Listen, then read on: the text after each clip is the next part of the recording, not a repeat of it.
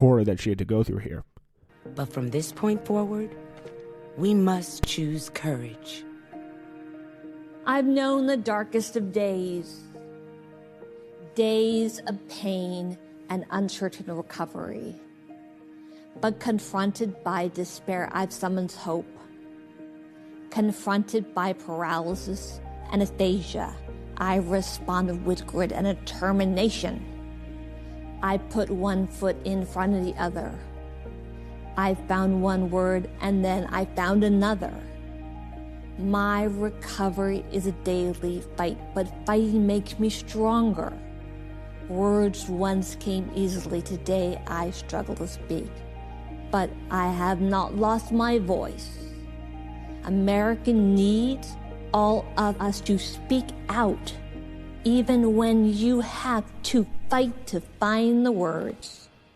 We are at a crossroads. We can let the shooting continue, or we can act. We can protect our families, our future.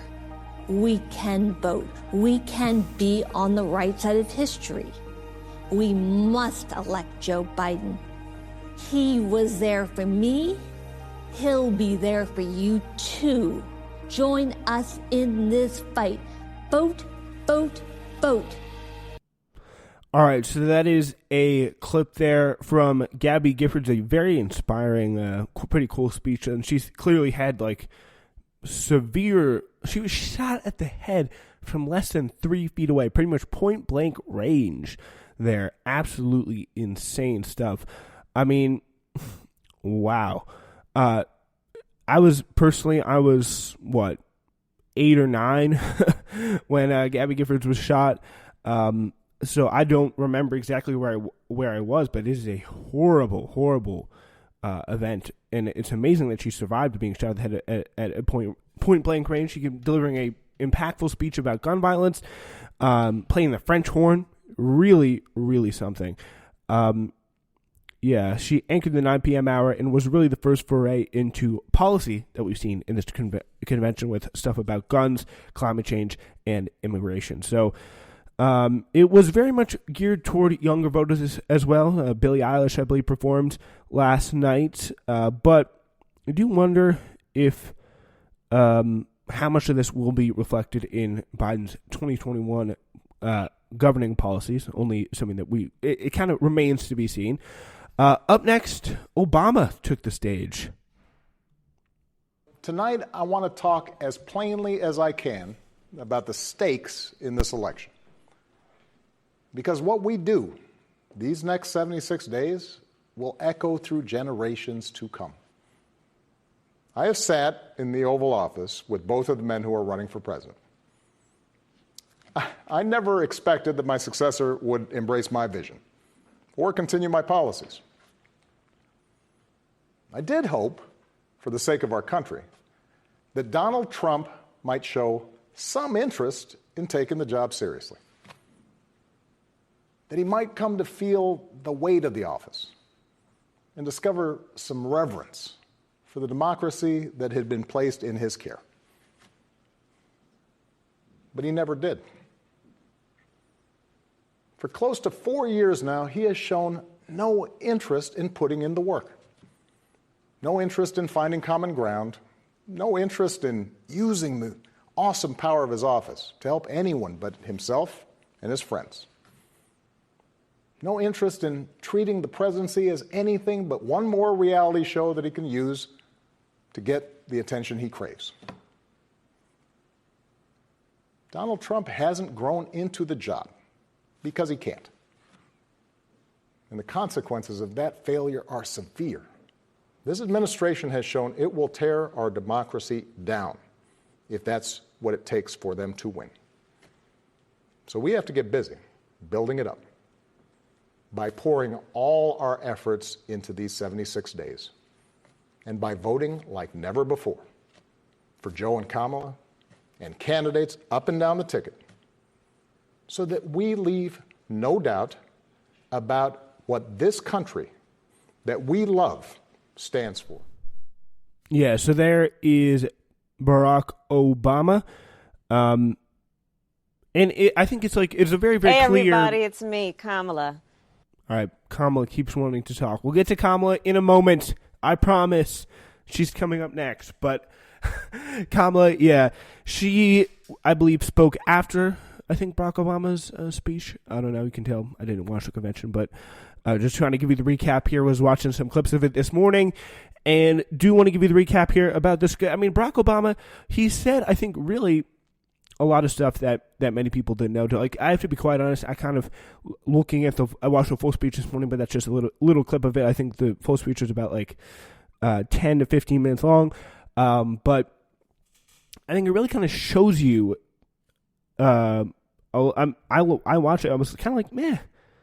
It shows you really how much can be accomplished by, if you say what pretty much anyone paying attention to this situation, looking at it rationally, already knows, like our democracy or whatever, like our system of government, our the stability of the American experiment is at a very, very fragile point, and we really need to have Donald Trump out. He only helps himself and his friends. Like, duh, that's obvious. And I really don't feel like most Americans are going to be super excited by the fact that the former president said it. Like, it feels like something that only the media would be thinking that people are excited about. Because, I mean, maybe I'm wrong. Maybe Democratic voters are very, very excited by something Barack Obama coming out and saying things that, like, they've already been believing, and they've already believed, and they've already kind of known for a long, long time. Like, if he comes out and he says that, if Barack Obama does that, he makes an impassioned speech about the evils of Trump, like, how many people is that really going to convince without any kind of, like, massive policy changes? I don't know.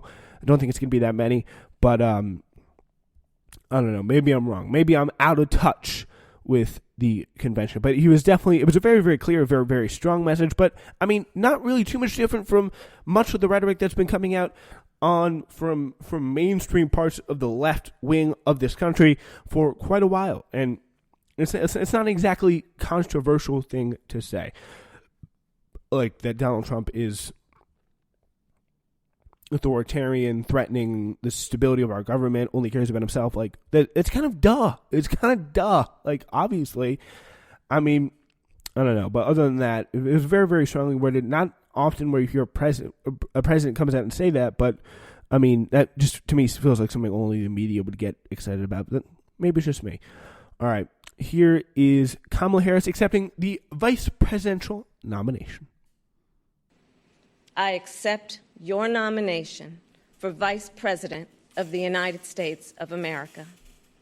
Joe and I believe that we can build that beloved community, one that is strong and decent, just and kind, one in which we can all see ourselves. That's the vision that our parents and grandparents fought for, the vision that made my own life possible, the vision that makes the American promise, for all its complexities and imperfections, a promise worth fighting for. So make no mistake, the road ahead is not easy. We may stumble. We may fall short. But I pledge to you that we will act boldly and deal with our challenges honestly. In this election, we have a chance to change the course of history. We're all in this fight. You, me, and Joe, together. What an awesome responsibility. What an awesome privilege. So let's fight with conviction. Let's fight with hope. Let's fight with confidence in ourselves and a commitment to each other, to the America we know is possible. Yawn. Yeah, this is like... Hey, everybody, it's me, Kamala. Tonight. All right, that's clearly on autoplay, but yeah, so that is a very like typical, very platitude-filled, very boring speech. And I mean, I didn't hear anything worth talking about in there, and you probably didn't either. Like, yeah, she accepted the speech, and she accepted the nomination with kind of a boring speech. She waved her fists and said, "Let's fight. Let's join the fight with courage and conviction and passion. Like, let's all join together to change the course of the country and improve and define our country's character." Like, I'm sorry, that is not interesting. Not interesting at all. Boring, yawn, who cares, whatever. I'm not interested. All right. Next story now. We move back, really, and talk about what happened back in night 2 with something I like to call the AOC endorsement paradox. This happened again in night 2 as AOC gave her 60-second speech for Bernie Sanders. It's from YouTube. And if you want to hear our YouTube stories before they hit our show, well, all you got to do is subscribe to my YouTube channel and watch them first. It's Spencer Walsh. Night 2 of the DNC just finished up last night, and I did not do a Twitch live stream for that one. I do apologize. I was too busy trying to set up this new microphone stand here that we have, but I was watching at around 10 o'clock when the official delegate roll call to nominate Joe Biden began. But first, of course, the thing was about this night that was so special was that AOC was supposed to have her night where she'd be speaking alongside Bill Clinton. And the purpose she would be speaking, and it was really clearly, I think, explained by the guy who was doing the introductions. He was like, "Now we begin the official roll call and nominating process. Here to nominate Bernie Sanders is this guy who is the former president of the UAW and AOC." So AOC was going to give her seconding nominating speech for Bernie Sanders because, I mean, anyone who's been following the news, which like most Democratic Party voters have been following the news, they know who won the Democratic nomination, and I mean, you have to assume no one would think that it would change, right? And no one would think that all of a sudden, it's a sleight of the hand, and Bernie Sanders is going to get the nomination. But the reason why AOC spoke was to nominate Bernie Sanders in a clearly ceremonial role. I thought, I was watching it, like, I know what happened. I mean, I'm not an expert on the rules of the Democratic Convention, but I think it was pretty clear that she was doing it for procedural purposes. But obviously, it was not clear to some people, as we will soon find out. So here it is. Here's a speech that got so many people freaked out about it. This was 90 seconds, 1 minute, 37 seconds here, or 97, I guess. So this is the moment. Good evening, bienvenidos, and thank you to everyone here today endeavoring towards a better, more just future for our country and our world. In fidelity and gratitude, to a mass people's movement working to establish 21st century social, economic, and human rights, including guaranteed health care, higher education, living wages, and labor rights for all people in the United States. A movement striving to recognize and repair the wounds of racial injustice, colonization, misogyny, and homophobia, and to propose and build reimagined systems of immigration and foreign policy that turn away from the violence and xenophobia of our past.